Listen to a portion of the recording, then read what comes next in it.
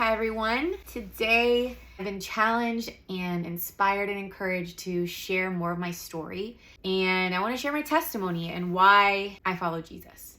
Explain that. I mean, I know this and a lot of other people know this. I haven't always walked with the Lord. I haven't always walked with God. I haven't always thought the way that I think now. And again, I just feel inspired and encouraged to share. This is going to be a little bit of a story time. I do my best to be concise and clear and simplify everything. There's a lot to my testimony, so I'm not going to really dive into every single thing I've been delivered and free from. That will be maybe a video for another time, but this is just going to be like an overview. So I grew up in the Presbyterian church. I grew up my entire life hearing about God, hearing about Jesus, and I had a Bible. I remember being little and not understanding. I remember just being like so confused because I didn't get it. And I was like, this doesn't even make sense. And I was forced to go to church. I didn't really want to go, but I went. Then I remember going to public school and being judged by my fellow church friends. And certain people would say different things about public schools. And I went to a public school. So I was like, what's up with this?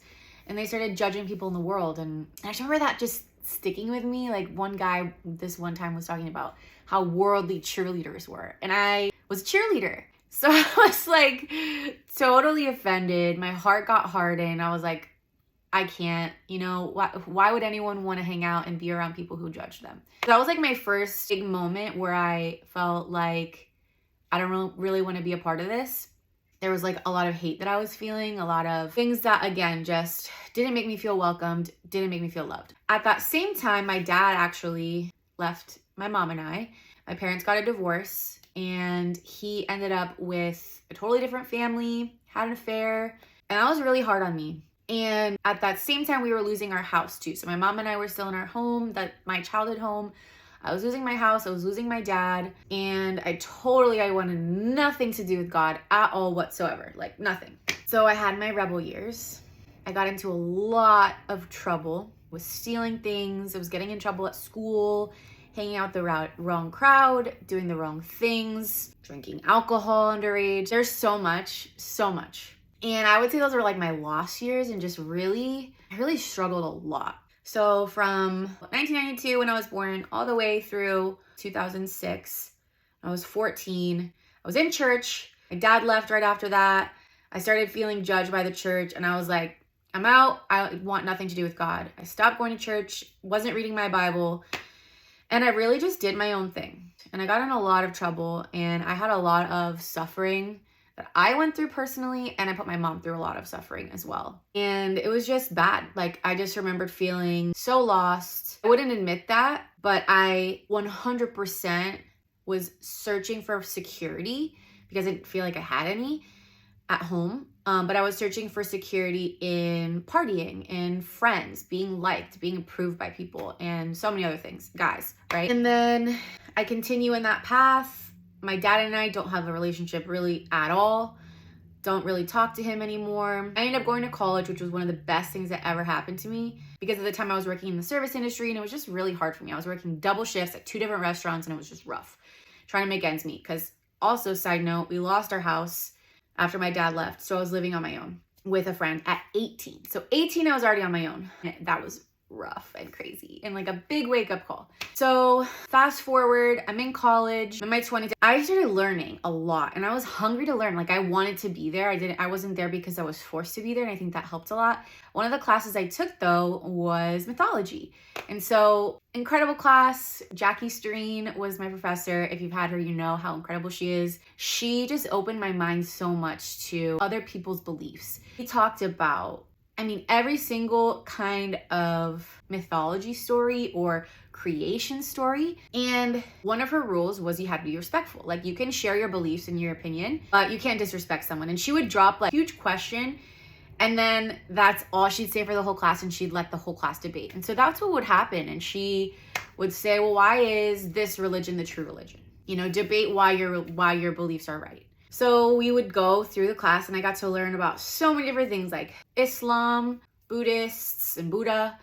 I got to learn about Christianity, which again, I had fallen away, wasn't going to church.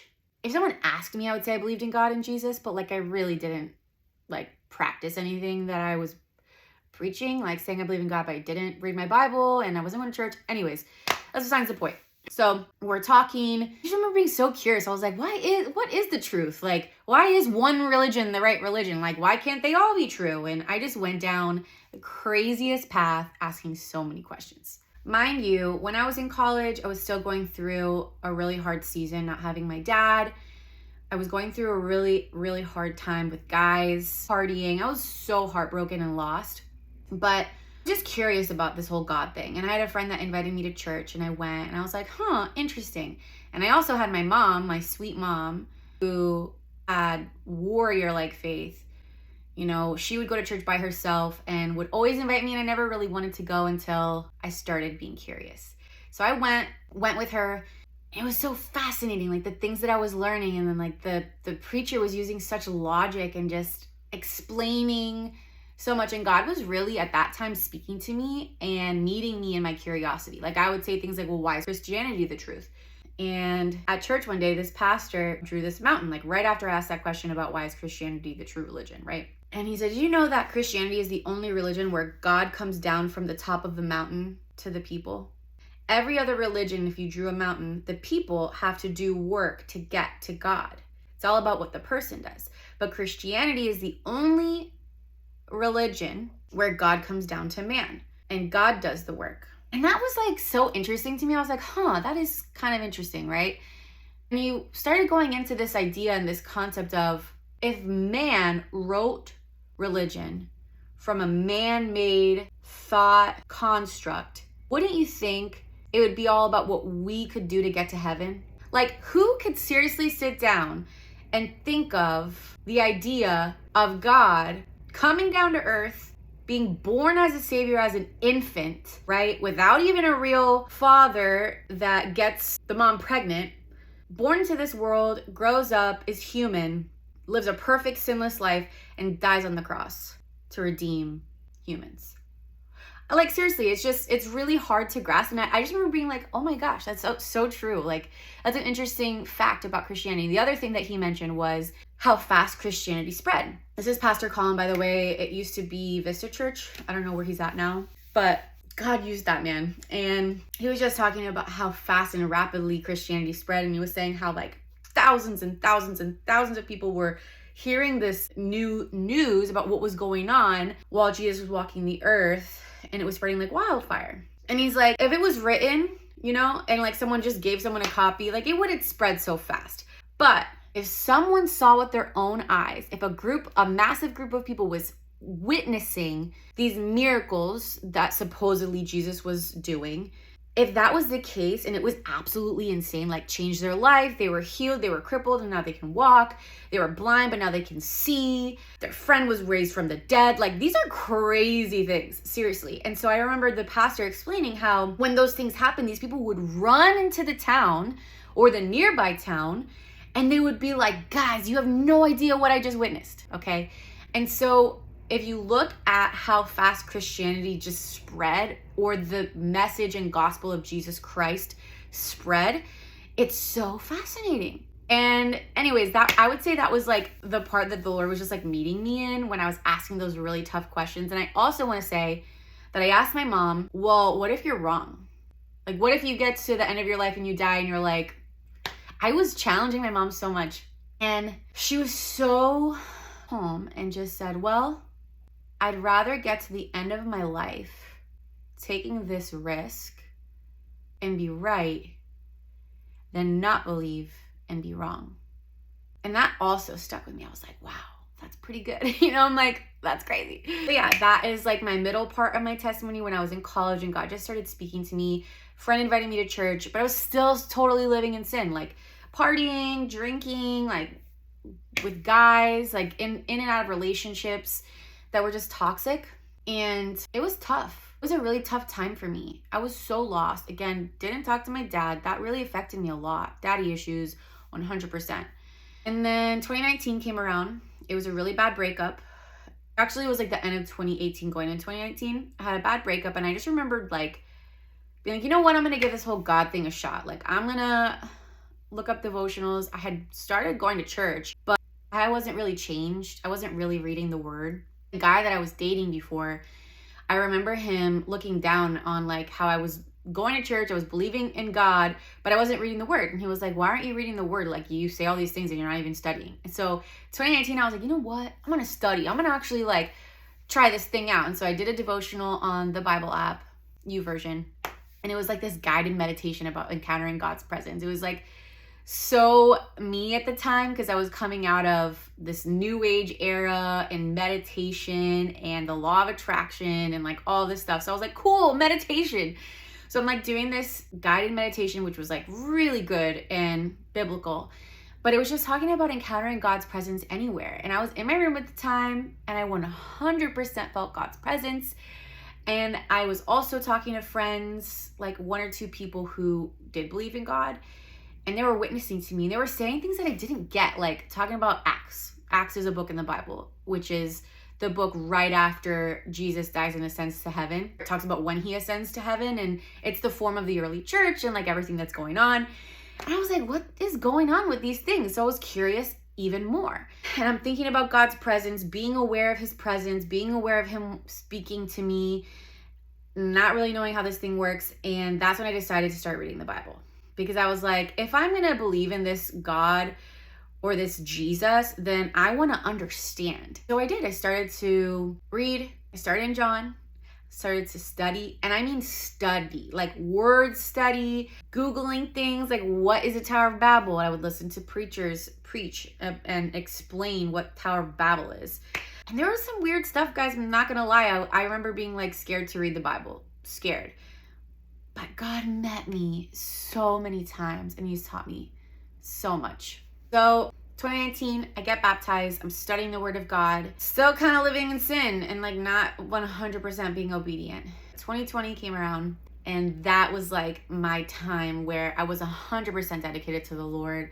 I was single, seeking him, and he just like spoke so much to me and started restoring the relationship with my dad. I ended up meeting Derek, and ever since then I've just been really dedicated to continue studying and learning and questioning things in the Bible, like, well, what does this even mean? And I'm just really grateful to be where I am now. I'm humbled. I lived my own way for so long and I didn't get it. Like, I always felt judged when people would correct me or people in the church would say things, and the church does not have it all right. Like, people are broken. If you stop following the Lord and Jesus Christ because of people, just know that people do not do the best job representing him. We are all broken and all flawed, and I will admit firsthand that I don't know it all. But this is my belief. This is how I've gotten to this place. I 100% believe in Jesus Christ. I believe that I've been saved and redeemed, and there's so much freedom in him and in his name. And I just want that for everybody. But I understand that some people can't understand, and they never will understand, and they'll never accept what I'm saying. They'll never accept the good news. Anyways, just wanted to share that, and I'll probably go deeper into other things soon, like topics like suicide that I've been freed from, really awful childhood experiences, partying, guys, and this need for guys. So I will get into that on another day. This is already so long, but I just wanted to kind of break down that timeline of what this journey has been like for me. And guys, I'm going to tell you, there's nothing sweeter. Nothing in this world has ever satisfied. I've tried it all, guys. Nothing can satisfy the soul like the one who created it. Bottom line, like, I've tried. And the living spring that is within you, once you accept Jesus as your Lord and Savior, and you believe all of the really hard to believe things in the Bible, and you actually seek him, he will reward you. And it can change your life. Change your life. And he's changed mine. Just wanted to share. I love you guys. Praying for you guys. If you're curious, you want to know more, DM me. And I would love, love, love nothing more to just have a conversation and hear you. And your story is important, and where you are is important, and what you've been through is important. And if anybody in the church or someone who follows Jesus has hurt you, I just want to say I'm sorry. And please don't limit God's power to a building and 4 walls. Seriously, he can do anything. He can use anyone, and his presence can reach you anywhere you are. The car, your room, where you are right now. And yeah, I just want to encourage y'all. Ask questions, stay curious, and be the light and the salt of this earth if you are a believer. But yeah, love y'all.